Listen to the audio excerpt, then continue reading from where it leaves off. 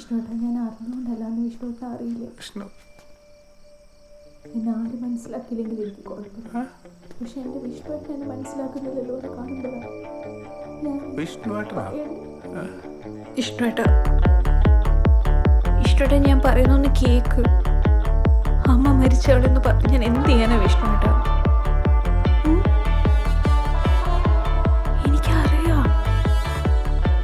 എനിക്കറിയാലോ, എനിക്ക് എത്ര ഇഷ്ടം അറിയില്ല. നിന്നുണ്ടല്ലോ, ഞാൻ എന്ത് ചെയ്യാനാ? എൻ്റെ പൊന്നു വിഷ്ണുവേട്ടനല്ലേ. എനിക്ക് തോന്നി പറയാനല്ലേ പറ്റൂ.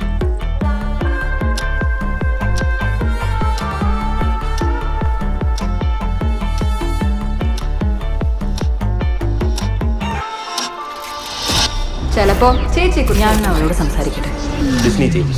നമ്മുടെ ഒരു ചെറുകിട ഇഷ്ടത്തില്ല. അൻവർ ഷെരീഫ് എന്താണ് അത്ര വലിയ രഹസ്യം? ഒരു പ്രണയം ഉണ്ടെന്ന് എനിക്ക് വിശ്വസിച്ചു. ചിലപ്പോ ചേച്ചിയെക്കുറിച്ചായിരിക്കും എനിക്ക് സംസാരിക്കണം.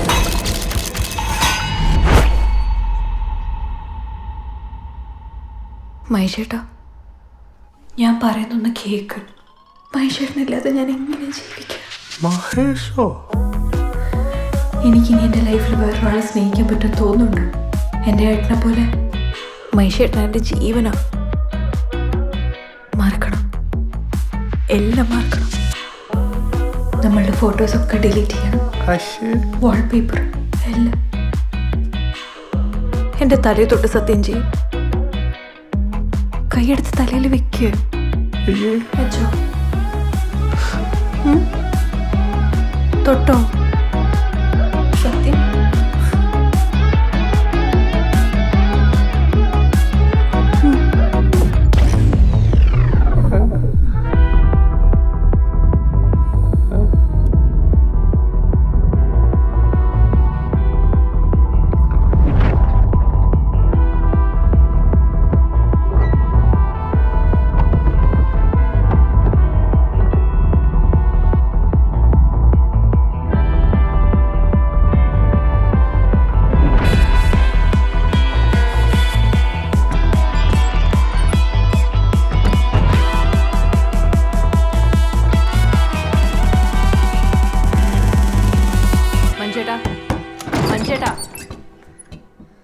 ഏട്ടാ,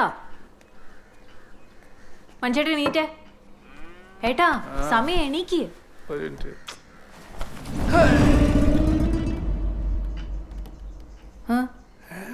അതെ, കല്യാണത്തിന് ആൾക്കാർ വരുന്നതേ പെണ്ണിനെ കാണാൻ മാത്രല്ല, പെണ്ണിനെ ആങ്ങളേനെ കൂടെ കാണാനാ. നമുക്ക് വരക്കൊന്നും ഓർക്കണ്ടേ? എണീറ്റാ, ചായ കുടിച്ചേ, എന്നിട്ട് ഓടാമ്പോ. മഞ്ചേട്ടാ, എനിക്ക് കോളേജിൽ പോകാൻ ലേറ്റ് ആയി, ഞാൻ വിളിക്കില്ലേട്ടോ. നീ ഇന്ന് പോയില്ലേ? എന്തു പറ്റി? പനി വല്ലതും ഉണ്ടോ? ഒന്നുമില്ല. എനിക്ക് മീരയുടെ റൂമൊന്ന് ചെക്ക് ചെയ്യണം. എന്താടാ? അതമ്മേ. ചേച്ചി, ഇന്ന് മീൻ വേണ്ട. വേണ്ടല്ലോ. ശരി എന്നാ.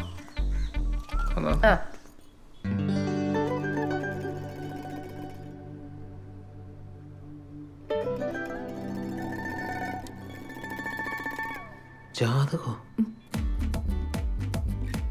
ക്രിസ്ത്യാനിക്ക് എന്ത് ജാതകമാടി? ഏട്ടോ, ഏട്ടന് ഇതിലൊന്നും വിശ്വാസമില്ലായിരിക്കും. പക്ഷെ എൻ്റെ ജീവിതത്തിൽ ഇതുവരെ നടന്നതൊക്കെ എൻ്റെ ജാതകപ്രകാരം.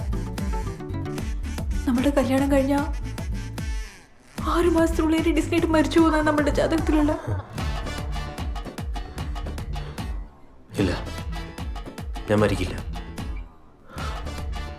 ഞാൻ നിന്റെ വീട്ടിൽ ഒന്ന് സംസാരിക്കാം. ഏട്ടനില്ലാത്തൊരു ജീവിതത്തെക്കുറിച്ച് എനിക്ക് ചിന്തിക്കാൻ പോലും പറ്റില്ല. ഞാൻ മരിച്ചാലും കുഴപ്പമില്ല.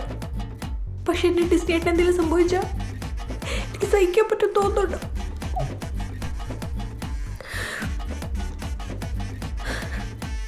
എൻ്റെ കൂടെ അല്ലെങ്കിലും എവിടെയെങ്കിലും എൻ്റെ ഹാപ്പിയായി ജീവിക്കുന്നുണ്ടെന്ന് എനിക്ക് അറിഞ്ഞാൽ മതി.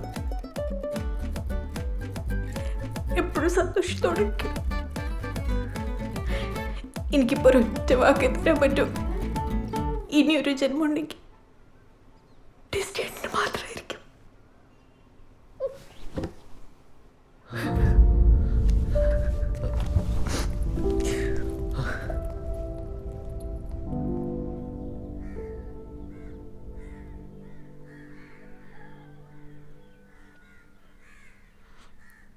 ജോസിനറിയാമോ, പഠിച്ച എല്ലാ ക്ലാസ്സിലും അവളായിരുന്നു ടോപ്പർ. പിന്നെ ഇതിനൊക്കെ എവിടുന്ന സമയം കിട്ടുന്നതെന്നാ എനിക്ക് മനസ്സിലാവാത്തത്. അവളെന്താ ഇങ്ങനെ? ചതിക്കായിരുന്നില്ലേ അവൾ ഇത്ര നാളെ ഞങ്ങളെ? എന്ത് ധൈര്യത്തിലെ അച്ഛനമ്മമാര് മക്കളെ വിശ്വസിക്കേണ്ടത്? ഇവിടെയാണെങ്കിൽ അവളെ ഒരു വാക്കുകൊണ്ട് പോലും ആരും കുത്തി നോവിച്ചിട്ടില്ല. അതെ, ഈ സാധനം എവിടെ നിന്നെടുത്തോ അവിടെ തന്നെ കൊണ്ടുപോയി. നമ്മളൊന്നും അറിഞ്ഞിട്ടില്ല. അപ്പൊ അവളോട് ഇത് ചോദിക്കണ്ടേ? നിനക്കൊരു അനിയൻ ചെറുക്കനായിരുന്നെങ്കിൽ നീ ഇൻവെസ്റ്റിഗേഷൻ കൊണ്ട് ഇറങ്ങുമോ? ഞാൻ സംസാരിക്കും അവളോട്, അല്ലാതെ ഇത് ശരിയാവില്ല. ആ, ഇനി സംസാരിച്ച് വിഷയം വഷളാക്കി അവൾ അവന്മാരിൽ ആരുടെയും കൂടെ ഇറങ്ങിപ്പോയാലോ? അതിപ്പോ ആണെങ്കിലും ഒക്കെ ഇറങ്ങിപ്പോവല്ലോ. ആ, നിങ്ങൾ വെറുതെ ടെൻഷൻ അടിക്കല്ലേ. അവൾക്ക് നന്നായിട്ട് നല്ല ഭംഗിയായിട്ട് അവളെ നോക്കറിയാം.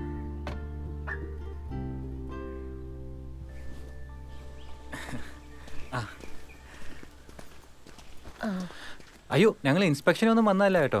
ഈ വഴി പോയ നീ എന്തിനാടാ കള്ളം പറയുന്നേ? ഞങ്ങൾ ഇങ്ങോട്ട് തന്നെ വന്നതാ. എന്റെ അമ്മയാ. ഓ, വാ കയറിയിരിക്കെ. ഇവിടുത്തെ മൂത്ത കൊച്ചിനെ കണ്ടപ്പോ ഇവനൊരിഷ്ടം. എന്നാ പിന്നെ നേരിട്ട് വന്ന് പറയാന്ന് കരുതി. എനിക്കിവൻ ആകെ ഒരാളെ ഉള്ളേ. ഹായ്. എനിക്കന്ന് ആളെ ആദ്യമായിട്ട് ഇവിടെ വെച്ച് കണ്ടപ്പോ തന്നെ ഒരു ഈ ലവ് അറ്റ് ഫസ്റ്റ് സൈറ്റ് എന്നൊക്കെ പറയില്ലേ. അയ്യോ, മീരയുടെ കല്യാണം ഉറപ്പിച്ചു.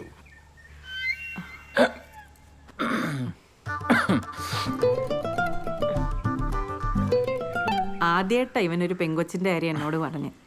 അന്വേഷിച്ചപ്പോ ഇവിടുത്തെ മോളെ പറ്റി എല്ലാവർക്കും നല്ല അഭിപ്രായം.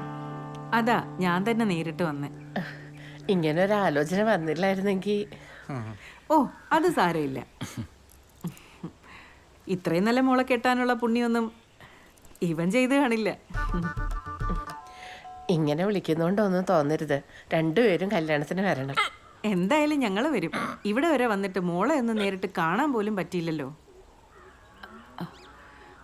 അല്ല, മോളിവിടെ ഇല്ലേ? അവൾക്ക് ഇന്ന് സ്പെഷ്യൽ ക്ലാസ് ഉണ്ട്.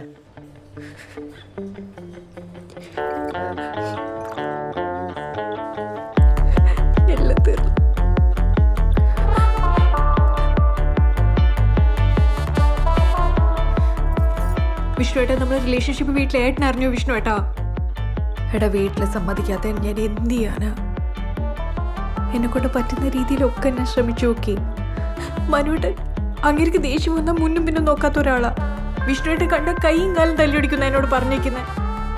എന്റെ വിഷ്ണുവേട്ടൻ എന്തെങ്കിലും പറ്റി എന്നെ കൂടി സഹിക്കാൻ പറ്റുമെന്ന് തോന്നുന്നുണ്ടോ?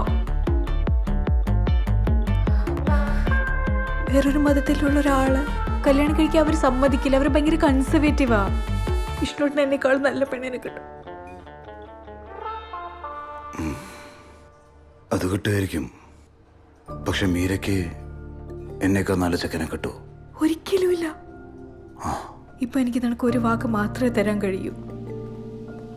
വേറൊരു ജന്മം ഉണ്ടെങ്കിൽ ഞാൻ നിന്നെ മാത്രമായിരിക്കും. ഏത് ജന്മം? എനിക്കങ്ങനെ ഒരുപാട് ജന്മങ്ങളിലൊന്നും വിശ്വാസം. എനിക്ക് ഉണ്ടേട്ടാ. തിരിഞ്ഞു നോക്കില്ല ഞാൻ. മനസ്സിലെന്ന് സ്നേഹിക്കുന്ന ചിരിച്ചുകൊണ്ടിരിക്കുന്ന ഒരു അൻവറിന്റെ മുഖമുണ്ട്. എനിക്കത് മതി.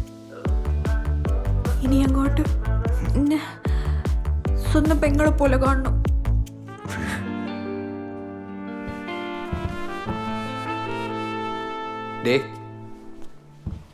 ചേട്ടൻ കൈയും കാലം തൊല്ലിയോടിക്കുന്നു പറഞ്ഞത് സത്യം പറഞ്ഞാണോ? എനിക്കും തോന്നി. അപ്പൊ തനിക്ക് വിഷമാവൂല്ലേ?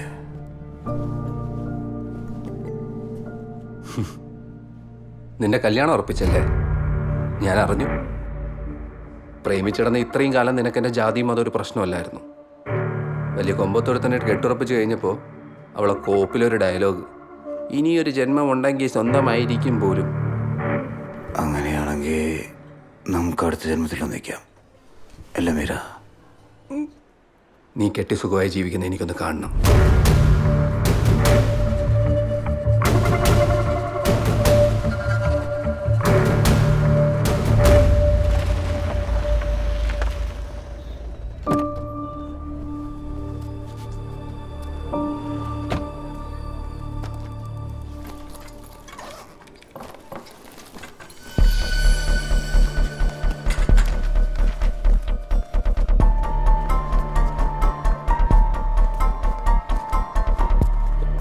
ചേട്ടാ നമുക്കങ്ങ് മാറിയേക്കാം.